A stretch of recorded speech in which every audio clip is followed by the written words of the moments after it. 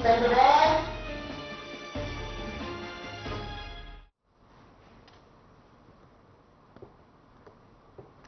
welcome back, our dear viewers. That was the press conference by the National Elections Authority regarding the voting process in the first day of the first phase for Egypt's House of Representatives elections 2025. And back to our dear guest in studio, Dr. Amira Sebek, the strategic management leadership expert.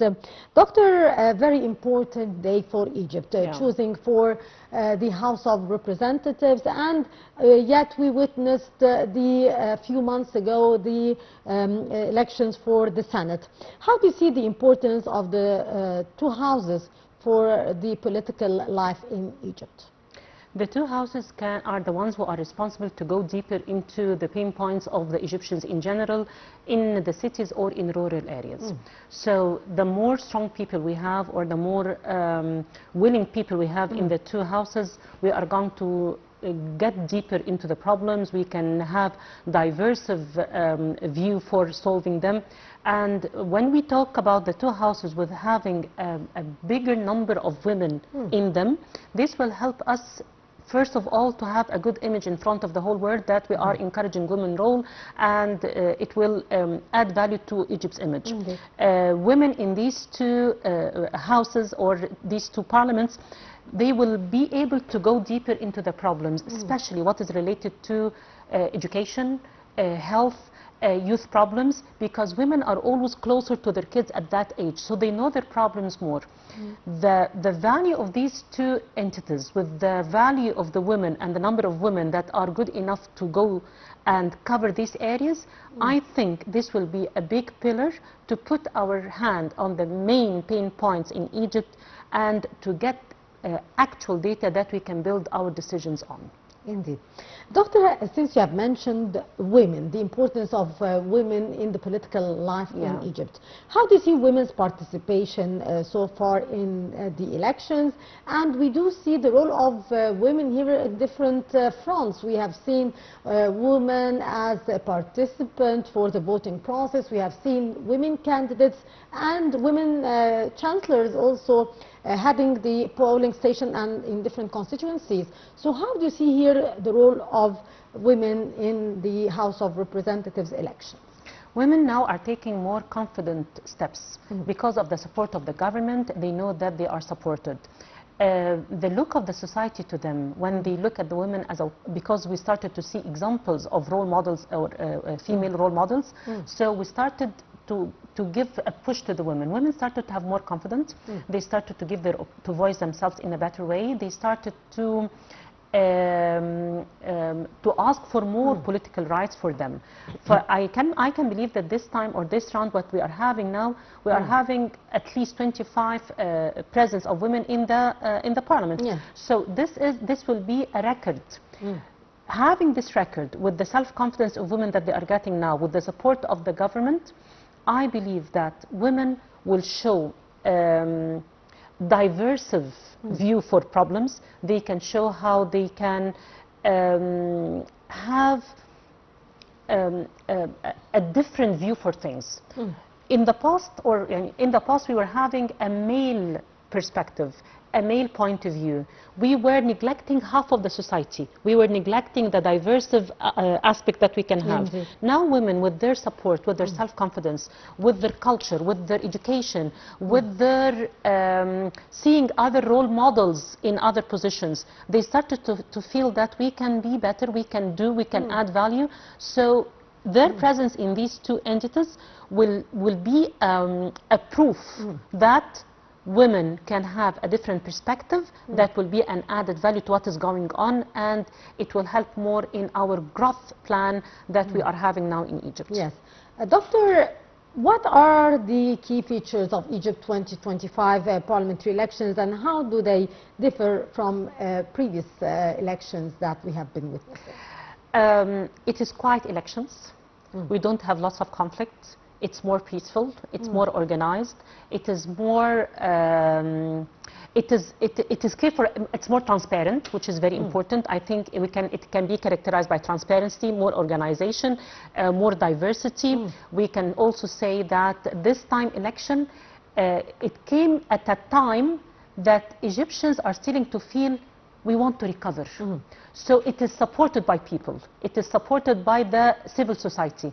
After the Grand Museum, after all the progress we are seeing, after our strong political situation that we are having among the world now, so we as people, we as Egyptians, we are standing for our rights. So the parliament or the elections now is supported by the government and the people. So we will find that it is based on knowledge. It's based on concepts of recovery and strength and persistence. And people who are now there really want to do something. They really want to show that... You mean the candidates here? The candidates, yes. They really want to do something. They are not doing this for their own interest. Now everyone is working there. They know that they cannot work for their own interest like some periods of time before. Yes. Okay? Now they know that either you are here to give or to add value to your country, either you are here to enrich the environment and culture and the economy of your country, or people will not allow you anymore. People will stand for you. Indeed. So now before candidates step into these elections, they will ask themselves, are we capable or not? Because Egyptians will not accept anyone who is not capable or working for themselves. Yes. I will take it from here, Doctor. Since you have mentioned that Egyptians would not keep silent, they would not allow it. Can you tell us, how do you see now the political awareness of the Egyptian people? I can assume that maybe a long time ago the Egyptians were not keen to participate in the elections, were not keen to take part in the political life in Egypt. But I do believe that this has changed now. So how do you see this change, and how do you evaluate the political awareness of the Egyptian citizens now? Psychologically, anyone will never be motivated for anything when they find there is nothing in it for them. So now the Egyptians started to look and watch and monitor and analyze. Yes, we are taking steps, and I, as an Egyptian citizen, there is something in it for me. I'm getting value. My life is getting better. My image in front of the other countries is getting better. So I started to feel that the impact is affecting me as an individual. So I started to feel, okay, I have a voice. I'm having a benefit from this. I'm not afraid to go to try something. I'm supported more than before. The media now is more transparent. So we have access to more information. The media now is having different types of shows that can be conflicting with the government. It can be with the government. It can be discussing points. So this transparency, this small successes that we are seeing, we can say it because we are having a long vision, but we started to see small successes. So I started to feel, yes, I deserve more, and as an Egyptian person, I deserve more. So why am I allowing myself to give my right? So we started to stand for ourselves. We started to pick the people who are representing us. We started to say, yes, this fits me and this doesn't fit me. In the streets, in the media, every way, we are not afraid. When you are afraid, you are crippled, but now we are not afraid. Doctor, how do you see the participation so far, and how do you see the different age brackets, the different gender, the different age bracket as well, the different social classes which are participating in the election so far, and even people with disabilities and elderly are taking part in the voting process. So how do you see this diversity which we are witnessing in today's voting? Actually, I can compare this to what happened in 1919, which was a movement, a big movement. At that time, there were women from different classes, different ages, different cultures. Now, compared to this time and the previous time, we can see more ladies in the elections. We can see more youth going for elections. So the diversity in age, the diversity in gender shows in these days more than before. Ladies who are like 25 or 26 or 27, especially ladies, in the past they felt, why should I care? But now they feel, no, every step, every voice I'm taking, I'm giving, every step I'm doing to develop people who are representing me, it will come back to me. The awareness of the Egyptians started to reach all ages through the media, as I said. It started to reach all genders. So the diversity, the different ages, I think when we say Gen Z is not that responsible, Gen Z is there. Ladies are pampered and they don't want to leave her. Ladies are there. Yes. Okay? So this prototyping that we used to call for ladies and young ages, we cannot say it anymore. We can never expect what will happen, because everyone, every age, every gender is there voicing themselves. So this diversity, this combination is adding a lot to the elections this time. Yes. Can we see that the demography, the geography is playing a role in the participation as well? In the past, most of the people who were interested in the elections were from cities. Now, if you go to different governorates, if you go especially to urban areas, if you go to the urban areas, they started to take this as something very serious for them. They started to find information about the different candidates.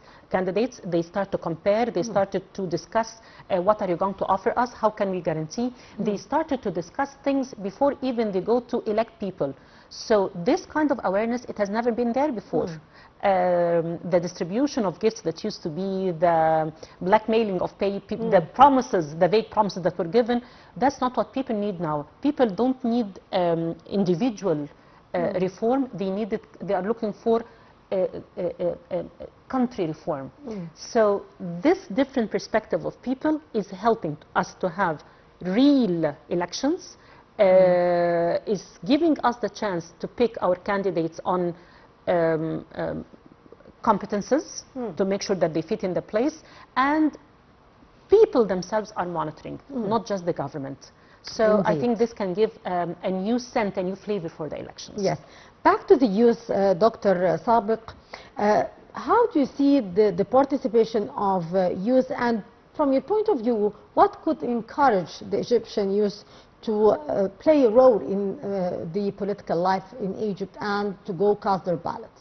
Surprisingly, we can say in generation X and Y, lots of people started to make it easier, and they can go to another country and work, and they can say, okay, I'm not staying here. This new generation, no, they want to stay, they want to build, they want to have a place here. So, and they are looking at things differently. Now when they are electing or when they are taking place in their political life, yes, they are looking at technology, they're looking at the future, they're looking at sustainability, they're looking at long-term vision. So this new type of people getting introduced to the elections gave us a different flavor for the elections. Now they are, as I say, with their different perspectives, with their different mindset, with their different ambitions for their countries. It is different, and they are adding promises. They are having, they are looking for points of strength that make them stay in their country. We want to stay here and build. We don't want to leave. We want to have our country. We are not less than others. They started to compare, and this new generation started to say, why should we leave? We want to be here, we want to build here, we want to enrich our country. So this generation that we always accuse by being, they are not up to the standard, or they are not up there, they are silly, they are not silly. But they are very ambitious, and they will not accept to be less than others.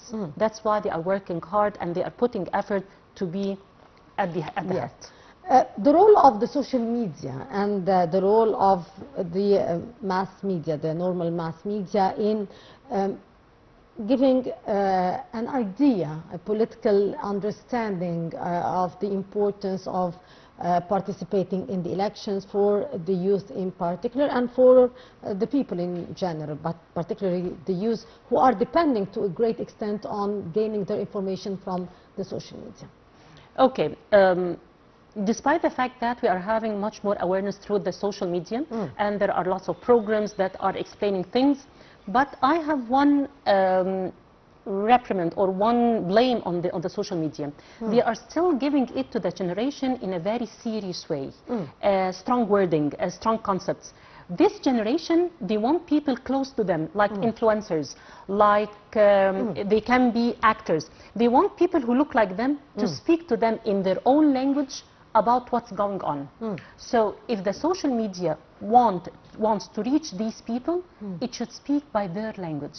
So what I'm looking forward now is that the media use people with simple language to have, like, we can say,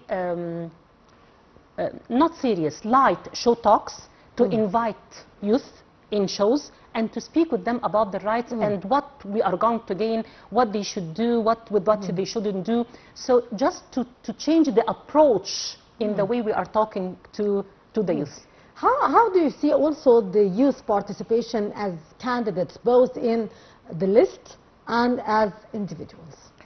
We can see the new candidate who passed for New York, the one who is like 30, he was like 35 or 40 years old. Now in Egypt, we cannot rely on people who are just over 40. We are having different generations. So including people who are like in the early or mid-20s, with the new perspective of technology, with their new concepts, with their AI approaches, with all the approaches they have that's really new to the elder ones. If we can make use of this and not underutilize it, I'm sure it will add to our way of thinking. So social media should call youth to take place, to go for elections, to make them know their rights. The awareness should go also for parents, how to encourage their kids, how to help their kids to take place. Like lots of NGOs, they are starting to take kids, or sorry, youth from the age 24, and they are using them in charity projects like the Rotary, like other organizations, lots of NGOs, and they are showing themselves.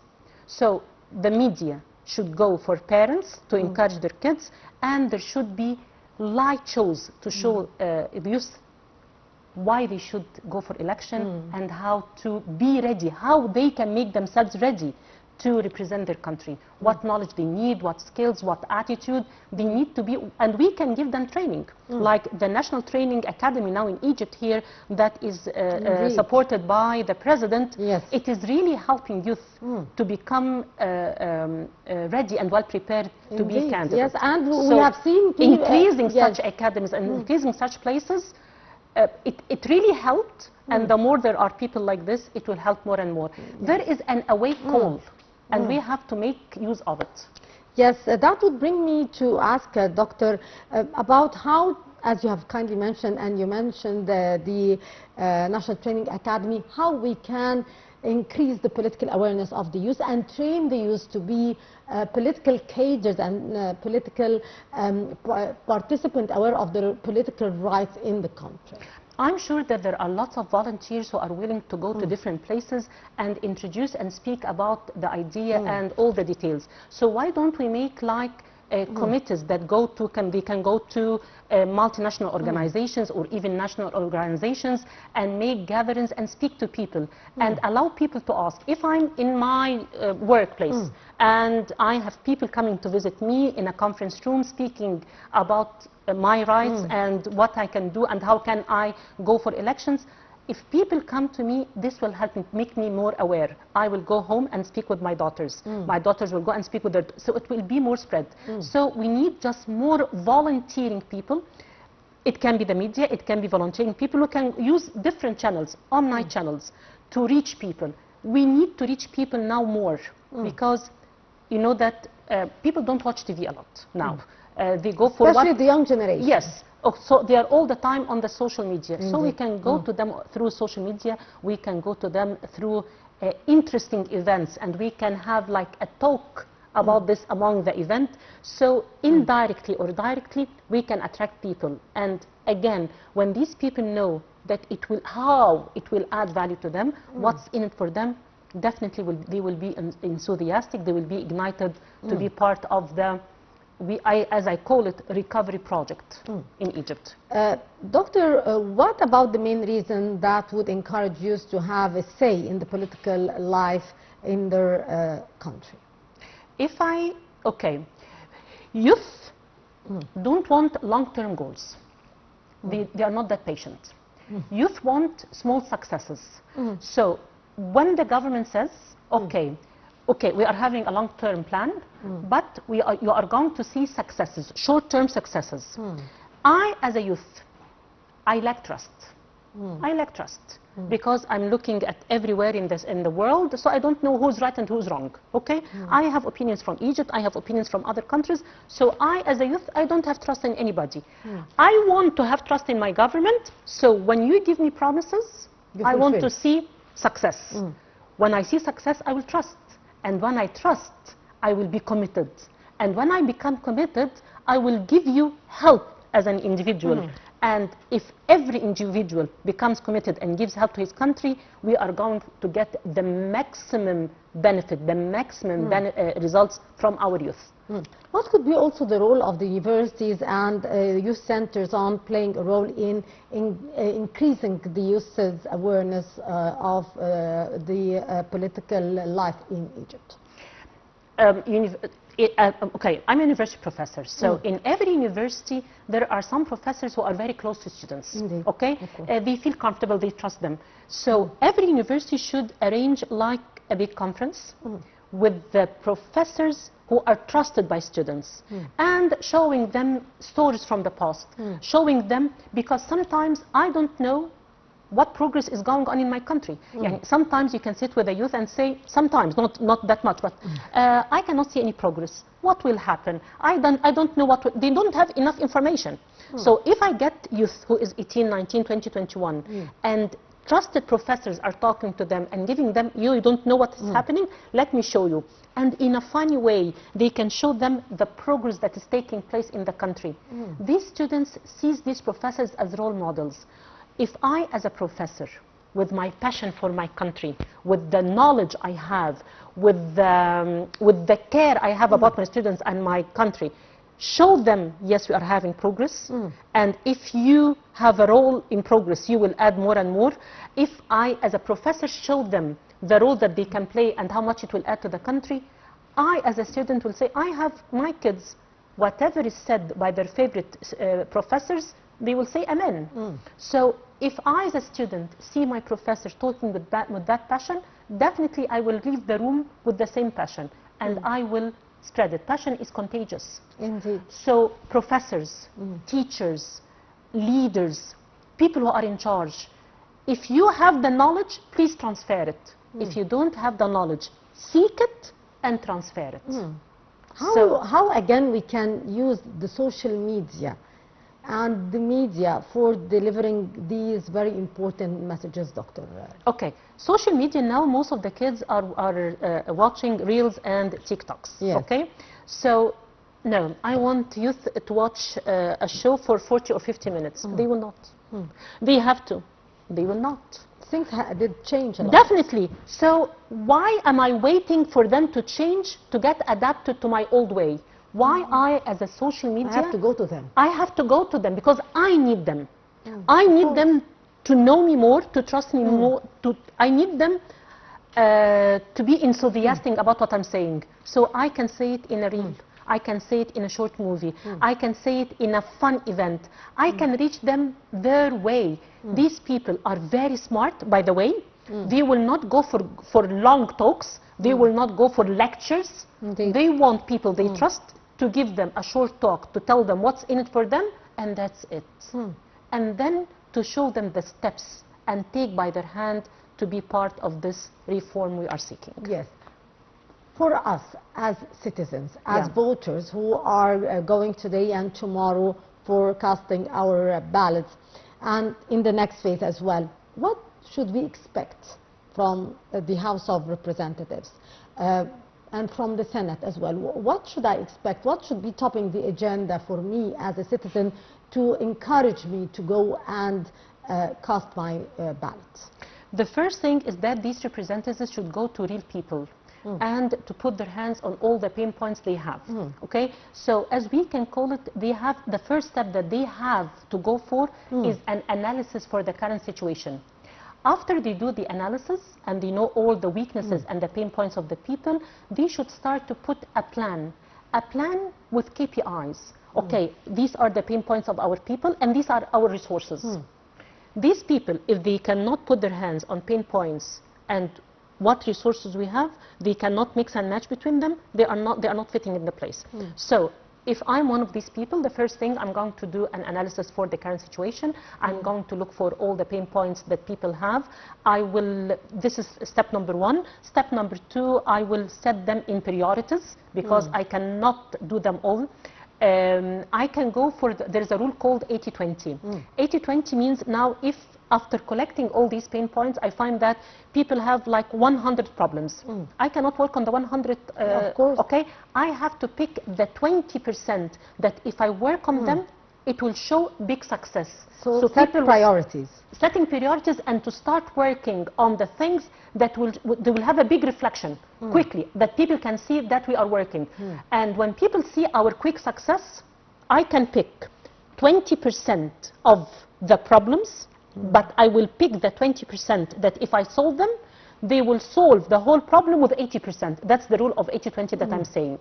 So choosing what comes first in our agenda, what is related, definitely it will be, I can tell you from now, it can be whatever related to health and education. These two. If I work on health and education and I started to find solutions, I'm not telling you to do magic, of course, but a step forward, a step forward, a step forward, to tell people their rights, to tell people where they go for education and health. If these two topics are on the top and we started to see any kind of progress, I'm 100% sure that people will say, yes, we believe in you now, and even if you need us as volunteer, we will go with you and we will support you till the end. Indeed, Doctor, we'll go now to our correspondent from the National Elections Authority's headquarters, Nermeen Abdurrahman, to update us about the press conference which was held earlier by the National Elections Authority regarding the voting process in the first day of the first phase of the elections. Nermeen. Hello, Nermeen.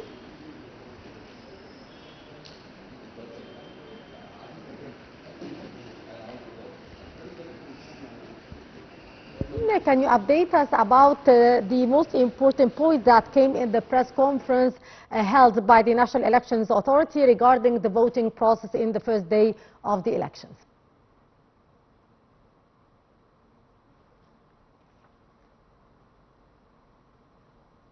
Yes, Nermeen, can you update us about the press conference?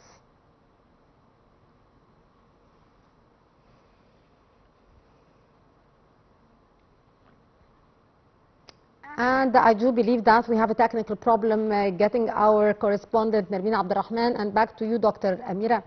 Dr. Amira, how do you see the work done and the efforts exerted by the National Elections Authority regarding communicating with the different constituencies and updating the citizen regarding the voting and the election process at every stage of the election?